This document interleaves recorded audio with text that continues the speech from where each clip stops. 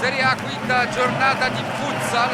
Buonasera dal palazzetto di Varazze. L'incontro è quello tra CDM Genova e Feldi Eboli. Adesso c'è quest'auto direttamente in porta e poi c'è un'autorete sfortunatissima da parte di Jefferson Titon.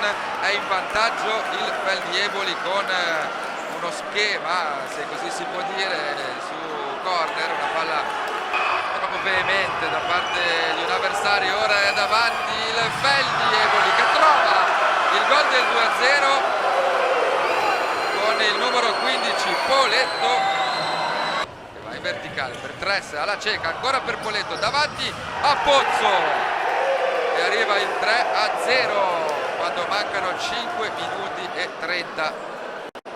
Va l'1-2, ancora Pisetta, la conclusione da parte del numero 8 Eri Pisetta, 26 secondi al termine del primo tempo, e questo può essere un gol importantissimo per riaprire la partita. Lo segna il numero 8 Ariel Pisetta. Si riparte dal risultato del primo tempo, che è il risultato di 3-1. La sfera che arriva al numero 14 Bagattini, la conclusione è sporca però tremendamente concreta, perché arriva il gol del 4-1, bel diagonale da parte del numero 2. Ha provato alla prima azione del match il portiere della Feldi. Ora CDM con Ortisi che rientra in campo, perde però il pallone. Tress davanti al portiere e trova il pertugio per andare a siglare il quinto gol. Alla fine conclusione da parte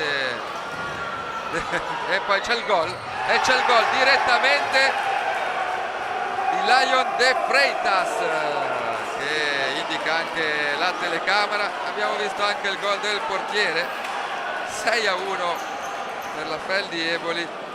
Ha sfruttato ovviamente il fatto che la CDM abbia scelto di giocare a spenta Pissetta, poi va a concludere con i pugni, respinge Lions De Freitas. Finisce qui gli applausi dello sportivissimo palazzetto di Varazze, che applaude sia la CDM, che veramente ha trovato un avversario molto più forte sulla sua strada, si applaude anche proprio la Feldi Eboli, che ha divertito